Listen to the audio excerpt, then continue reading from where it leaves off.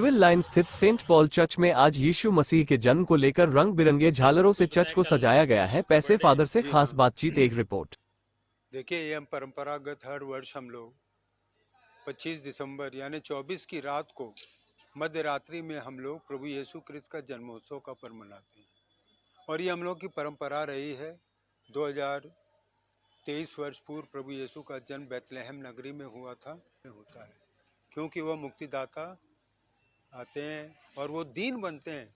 माता मरियम समझ जाइए दीन थी और इसीलिए गौशाले में उनका जन्म होता है। और वही प्रभु यीशु बाद में 30 साल तक प्रभु यीशु अपने पोषक माता पिता सेंट जोसेफ और माता मरियम के साथ रहकर वो 30 साल तक मतलब उन्होंने कोई बाहरी काम नहीं किया। वो उनके पिताजी जो थे वो कारपेंटर थे, बड़े ही थे, वो करते थे। लेकिन 30 साल के बाद 3 वर्ष उन्होंने अपने मरने से पूर्व 3 वर्ष तक उन्होंने बहुत काम किया, बहुत मतलब संदेश दिया। और तब लोगों ने जाना कि यही मसीहा है। और इसके पहले एक यूहन्ना बपतिस्ता हुए थे, 6 माह पहले उनका जन्म हुआ था। और वह नबियों ने यह भी नबूवत की थी कि समय के अंतराल में एक नबी आएगा जो अंतिम नबी के रूप में आएगा और वह प्रभु का अग्रदूत बनेगा। और ये अग्रदूत बनकर यूहन्ना बपतिस्ता लोगों को संदेश देता था और यरदन नदी के तट पर वे लोगों को बुलाता था, आपको पश्चाताप का बपतिस्मा लेना है और इसलिए यरदन नदी में आओ, डुबकी लगाओ वहाँ पर। लेकिन जो आने वाला है वो मैं नहीं हूँ, वो उससे भी महान है जिसके मैं जूते का झुक कर जूते के फीते भी खोलने के योग नहीं हूँ। तो प्रभु ने ऐसा कहा। और वो अपने आप को वो केवल यूहन्ना बपतिस्ता कहता, मैं तो केवल प्रभु का अग्रदूत हूँ, मुझे चुना गया है नबूवत करने के लिए। लेकिन वही है और उनको इंगित करते हुए कहते हैं वो है ईश्वर का मेमना जो संसार के पाप हल लेता है। तो इस प्रकार हम देखते हैं प्रभु के कार्यकलाप होते हैं, प्रभु चंगाई देते हैं। और विशेष रूप से हम देखें यदि प्रभु की जीवनी पढ़ें तो विशेष रूप से उन्हें चंगाई का काम किया है। और इसीलिए प्रभु कहते हैं निरोगों को नहीं लेकिन बीमारों को वैद्य की आवश्यकता है। तो इस तरह प्रभु के बहुत से संकेत हैं। कोढ़ियों को शुद्ध किया उन्होंने, जो कि समाज की दृष्टि से बिल्कुल बहिष्कृत थे और उनको मतलब समाज से अलग कर दिया जाता था, क्योंकि चर्म रोग एक भयानक रोग माना जाता था उस समय।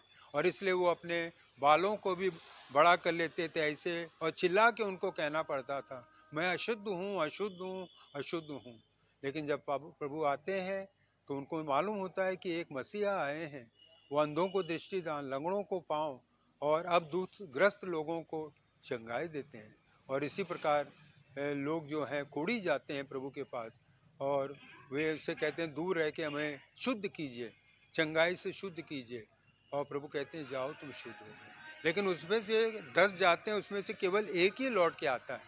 तो प्रभु कहते हैं क्या 10 चंगे नहीं हुए हैं?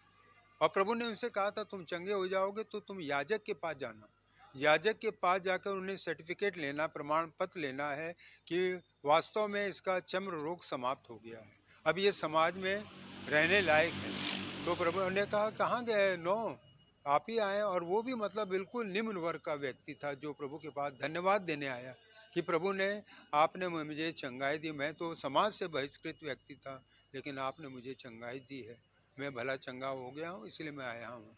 और 9 जो है चले गए शुद्ध होकर। होता है, क्योंकि वह मुक्तिदाता आते हैं और वो दीन बनते हैं। माता मरियम समझ जाइए दीन थी और इसीलिए गौशाले में उनका जन्म होता है। और वही प्रभु यीशु बाद में 30 साल तक प्रभु यीशु अपने पोषक पिता सेंट जोसेफ और माता मरियम के साथ रहकर वो 30 साल तक मतलब उन्होंने कोई बाहरी काम नहीं किया। वो उनके पिताजी जो थे वो कारपेंटर थे, बड़े ही थे, वो करते थे।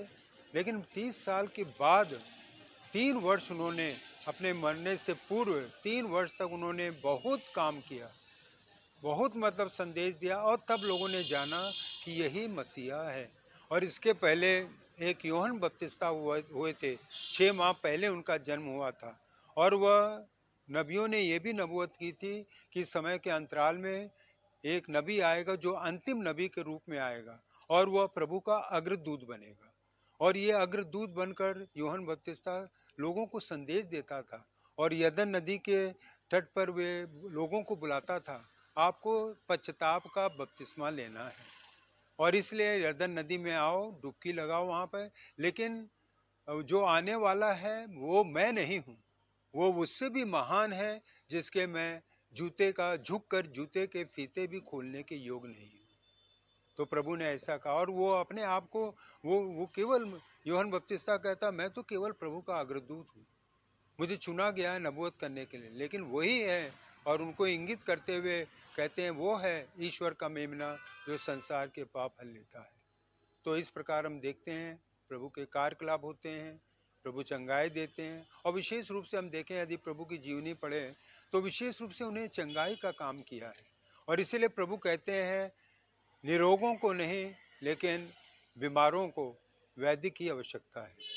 तो इस तरह प्रभु के बहुत से संकेत हैं। कोढ़ियों को शुद्ध किया उन्होंने, जो कि समाज की दृष्टि से बिल्कुल बहिष्कृत थे और उनको मतलब समाज से अलग कर दिया जाता था, क्योंकि चर्म रोग एक भयानक रोग माना जाता था उस समय।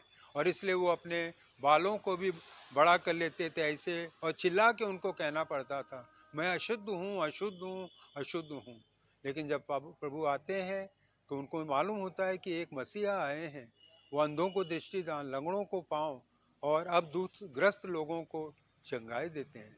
और इसी प्रकार लोग जो हैं कोढ़ी जाते हैं प्रभु के पास और वे उससे कहते हैं दूर रह के हमें शुद्ध कीजिए, चंगाई से शुद्ध कीजिए। और प्रभु कहते हैं जाओ तुम शुद्ध हो गए। लेकिन उसमें से 10 जाते हैं, उसमें से केवल एक ही लौट के आता है। तो प्रभु कहते हैं क्या 10 चंगे नहीं हुए हैं? और प्रभु ने उनसे कहा था तुम चंगे हो जाओगे तो तुम याजक के पास जाना, याजक के पास जाकर उन्हें सर्टिफिकेट लेना, प्रमाण पत्र लेना है कि वास्तव में इसका चर्म रोग समाप्त हो गया है, अब ये समाज में रहने लायक है। तो प्रभु ने कहा कहाँ गए? नो, आप ही आए। और वो भी मतलब बिल्कुल निम्न वर्ग का व्यक्ति था जो प्रभु के पास धन्यवाद देने आया कि प्रभु ने आपने मुझे चंगाई दी, मैं तो समाज से बहिष्कृत व्यक्ति था लेकिन आपने मुझे चंगाई दी है, मैं भला चंगा हो गया हूँ इसलिए मैं आया हूँ। और 9 जो है चले गए शुद्ध होकर होता है, क्योंकि वह मुक्तिदाता आते हैं और वो दीन बनते हैं। माता मरियम समझ जाइए दीन थी और इसीलिए गौशाले में उनका जन्म होता है। और वही प्रभु यीशु बाद में 30 साल तक प्रभु यीशु अपने पोषक माता पिता सेंट जोसेफ और माता मरियम के साथ रहकर वो 30 साल तक मतलब उन्होंने कोई बाहरी काम नहीं किया। वो उनके पिताजी जो थे वो कारपेंटर थे, बड़े ही थे, वो करते थे। लेकिन 30 साल के बाद 3 वर्ष उन्होंने अपने मरने से पूर्व 3 वर्ष तक उन्होंने बहुत काम किया, बहुत मतलब संदेश दिया और तब लोगों ने जाना कि यही मसीहा है। और इसके पहले एक यूहन्ना बपतिस्ता हुए थे, 6 माह पहले उनका जन्म हुआ था और वह नबियों ने ये भी नबूवत की थी कि समय के अंतराल में एक नबी आएगा जो अंतिम नबी के रूप में आएगा और वह प्रभु का अग्रदूत बनेगा। और ये अग्रदूत बनकर यूहन्ना बपतिस्ता लोगों को संदेश देता था और यरदन नदी के तट पर वे लोगों को बुलाता था, आपको पश्चाताप का बपतिस्मा लेना है और इसलिए यरदन नदी में आओ, डुबकी लगाओ वहाँ पर। लेकिन जो आने वाला है वो मैं नहीं हूँ, वो उससे भी महान है जिसके मैं जूते का झुक कर जूते के फीते भी खोलने के योग नहीं हूँ। तो प्रभु ने ऐसा कहा और वो अपने आप को वो केवल यूहन्ना बपतिस्ता कहता, मैं तो केवल प्रभु का अग्रदूत हूँ, मुझे चुना गया है नबूवत करने के लिए। लेकिन वही है और उनको इंगित करते हुए कहते हैं वो है ईश्वर का मेमना जो संसार के पाप हल लेता है। तो इस प्रकार हम देखते हैं प्रभु के कार्यकलाप होते हैं, प्रभु चंगाई देते हैं और विशेष रूप से हम देखें यदि प्रभु की जीवनी पढ़े तो विशेष रूप से उन्हें चंगाई का काम किया है। और इसीलिए प्रभु कहते हैं निरोगों को नहीं लेकिन बीमारों को वैद्य की आवश्यकता है। तो इस तरह प्रभु के बहुत से संकेत हैं। कोढ़ियों को शुद्ध किया उन्होंने, जो कि समाज की दृष्टि से बिल्कुल बहिष्कृत थे और उनको मतलब समाज से अलग कर दिया जाता था, क्योंकि चर्म रोग एक भयानक रोग माना जाता था उस समय। और इसलिए वो अपने बालों को भी बड़ा कर लेते थे ऐसे और चिल्ला के उनको कहना पड़ता था, मैं अशुद्ध हूँ, अशुद्ध हूँ, अशुद्ध हूँ। लेकिन जब प्रभु आते हैं तो उनको मालूम होता है कि एक मसीहा आए हैं, वो अंधों को दृष्टिदान, लंगड़ों को पाँव और अब ग्रस्त लोगों को चंगाई देते हैं। और इसी प्रकार लोग जो हैं कोढ़ी जाते हैं प्रभु के पास और वे उससे कहते हैं दूर रह के हमें शुद्ध कीजिए, चंगाई से शुद्ध कीजिए। और प्रभु कहते हैं जाओ तुम शुद्ध हो गए। लेकिन उसमें से 10 जाते हैं, उसमें से केवल एक ही लौट के आता है।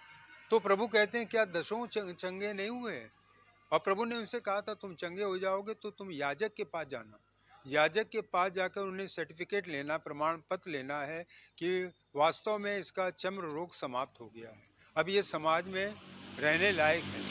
तो प्रभु ने कहा कहाँ गए? नो, आप ही आए। और वो भी मतलब बिल्कुल निम्न वर्ग का व्यक्ति था जो प्रभु के पास धन्यवाद देने आया कि प्रभु ने, आपने मुझे चंगाई दी। मैं तो समाज से बहिष्कृत व्यक्ति था, लेकिन आपने मुझे चंगाई दी है, मैं भला चंगा हो गया हूँ, इसलिए मैं आया हूँ। और 9 जो है चले गए शुद्ध होकर।